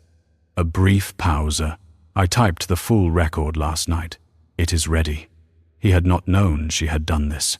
He had asked her to type it, and she had done it that night, and she had not told him it was done, because telling him was not the part of the task she had been assigned. The noticing and the doing were the parts she had been assigned, and she had done both without requiring him to track her progress. He had not known this was possible in another person until 8 weeks ago. He was still working out what to do with that information. "Avati needs to move the meeting up," he said. "This morning if she can. Enzo has filed for guardianship." The pause this time was longer. "Not uncertainty calculation. Leonardo," she said. "He will need to know before she arrives." "Yes. How?" Matteo thought about his brother at the desk in the morning light. The tablet open. The lamp at the angle that served the work. He thought about 7 years of cameras in the one corner he had left uncovered. "Tell him the same way you tell him everything," he said, directly and accurately. Another pause. "He will want to know if there is time.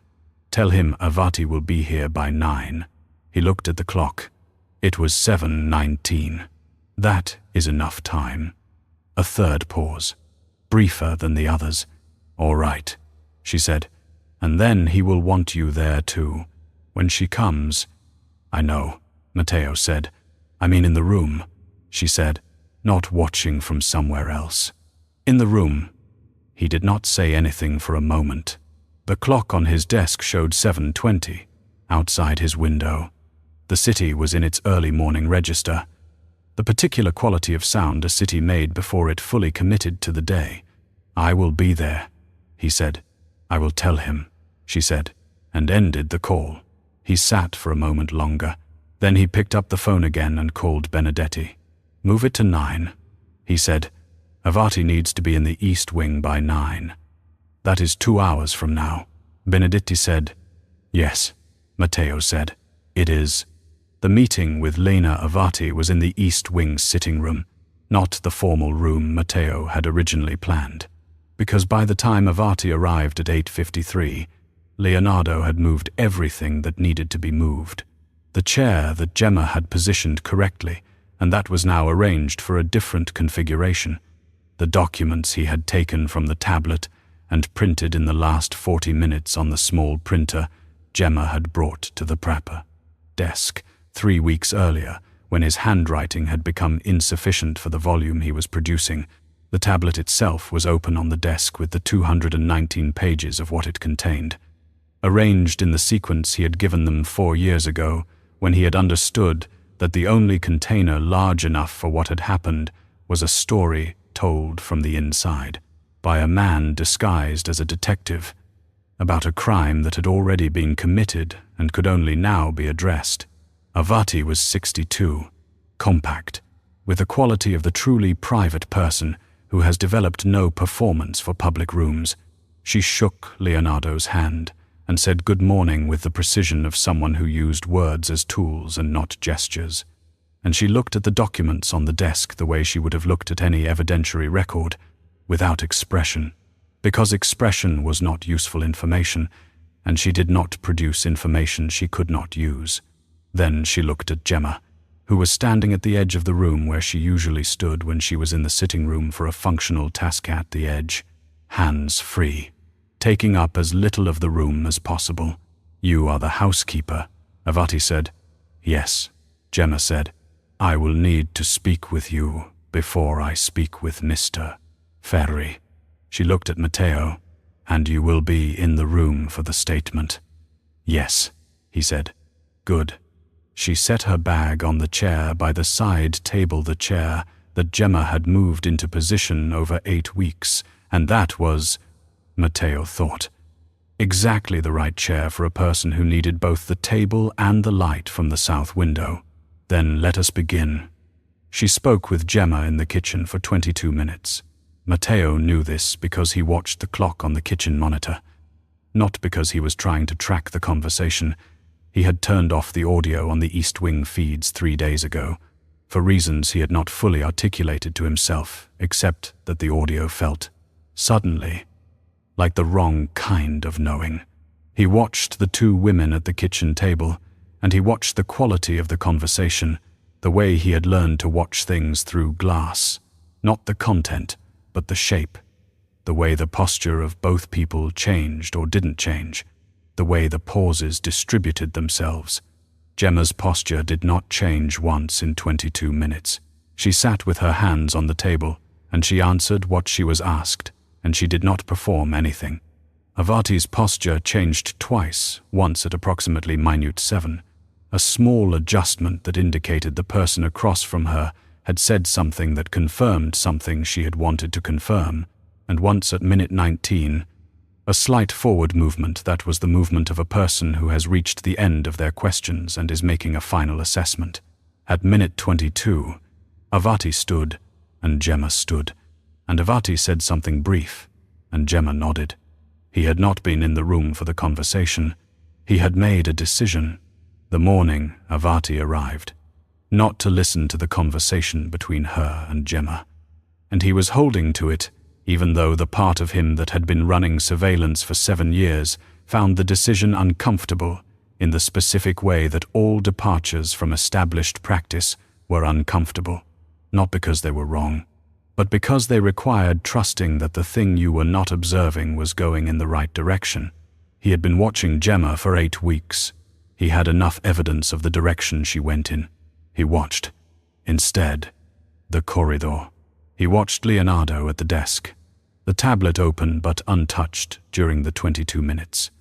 His hands flat on the surface beside it, in the posture of a person who is waiting for something and has decided that the wait itself is the correct activity. He watched his brother not look at the kitchen door, and not look at the clock, and not do any of the things a person does when they are anxious. Because Leonardo Ferri, in Matteo's experience, did not express anxiety as movement. He expressed it as a very specific quality of stillness, and Matteo recognized it now, the way you recognized a language you had grown up speaking and then stopped using immediately, and in the body before the mind. At minute 22, Avati stood, and Gemma stood, and Avati said something brief, and Gemma nodded. Gemma came back to the sitting room. Avati came behind her. Matteo read Gemma's expression the way he had been reading her face for 8 weeks, and he read, "It is all right," not relief. Certainty. Avati opened the first document. She uncapped her pen. She set it on the table. She had reviewed 219 pages of a document that was, by any technical standard, not admissible as evidence of anything. She had read the notebook of a housekeeper recording how much a man ate and when his lamp was turned on. She had read 7 years of financial records and secondary documentation assembled by a man who had been working a parallel track to his own grief. She had spoken. For 22 minutes, with a woman who sat with her hands flat on the table and answered questions with the accuracy of a person who had decided that precision was the form of care she was best equipped to offer. She looked at Leonardo and said, "In your own words, and at whatever pace you need, tell me what happened on the night of October 14th. And Leonardo Ferri, who had been carrying it for 7 years and had written it in 219 pages of thin fiction and had left a piece of paper under a coffee cup one morning that said both, and who had been ready for 2 years and had been waiting only for someone to say it was time." Leonardo looked at the window, and then at his brother, and then at the magistrate with the pen and the documents and the morning light falling across her table, and he said, "I will start slightly before. There are things that will only make sense if I start slightly before." "Of course," Avati said, and he began. Matteo sat in the chair that was in the right position, in the room with the morning light from the south window, and he listened to his brother speak for the first time about the night of October 14th, not in the coded language of a fictional detective, not in the careful geometry of 219 pages of protective fiction, but in his own voice, in the first person, saying, "I was there. I saw what happened. I know the name of the man who arranged it, and I have been waiting 7 years for this room." Across the table, Avati wrote, beside the door. Gemma stood with her hands at her sides and her face attentive, and her posture, the particular posture of someone who was neither inside the room nor outside it, but at the edge, as she always was, making herself available without requiring anything. Matteo thought about the camera in the corner that he had never installed. He thought about the 40 seconds his brother had taken to decide to drink a cup of tea. He thought about a question about a fictional detective, written on paper, torn from a shopping list notepad and placed under the edge of a coffee cup, and the one word that had come back, both. He thought about the shape of a door, and what it required to open one, and how long a person could stand on one side of it before they understood that the door had been open for some time, and the only person keeping it closed was themselves. Leonardo was still speaking. His voice was even, which was the voice he used for things that were not even, and it was also, Matteo noticed, the same voice he had used their entire lives, the voice of a man who looked at hard things without requiring them to be something else, which was the quality his brother had never been able to replicate and had spent 7 years watching through cameras because looking at it directly required inhabiting the grief of what it had cost. He inhabited it now. He sat in the room where his brother was finally speaking, and he let it cost him what it cost. And the November morning did what November mornings did, continued, unhurried, the light moving across the floor at the pace the season allowed, which was slow, which was enough, outside, through the south window. The bare garden held its particular November stillness, somewhere beyond the gate, on a street where expensive restaurants maintained private rooms for 40 years of the same arrangements. A man named Enzo Ferri was reading a message from his lawyer about a filing that had been submitted and a process that was already in motion. He would be reading it now. He would be calculating, the way he always calculated methodically, without alarm, looking for the move that was still available. He would find, Matteo knew, that there were fewer moves than there had been this time yesterday, and fewer than there would be tomorrow, and that the room he had operated in for 7 years, the room created by a silence he had relied on, and a door he had been confident would stay closed, was no longer the room he thought it was. The statement continued. Avati wrote, "The morning light moved." Gemma, at the edge of the room, watched the door. She watched it with the same quality she brought to everything she watched, attentive, slightly inward, not performing the watching but doing it. She had been watching doors in this house for 8 weeks. She had learned, in 8 weeks, that the important events did not usually announce themselves. They arrived in the ordinary body of a dire cup, moved 2 centimeters, a lamp repositioned for the morning light, A piece of paper returned from a tray with a single word on it. They arrived in the spaces between what was expected, and you only saw them if you were already looking at the spaces. She was looking at the spaces, outside the south window. The November garden continued to do what it had been doing. The bare branches held the grey light the way they always held it, without preference, without resistance, simply holding it because it was there, and that was what branches did. Leonardo's voice was steady. Avati's pen moved across the page. Matteo sat in the chair that was in the right position, in the room he had finally come into, and he listened to his brother speak. The door stayed open.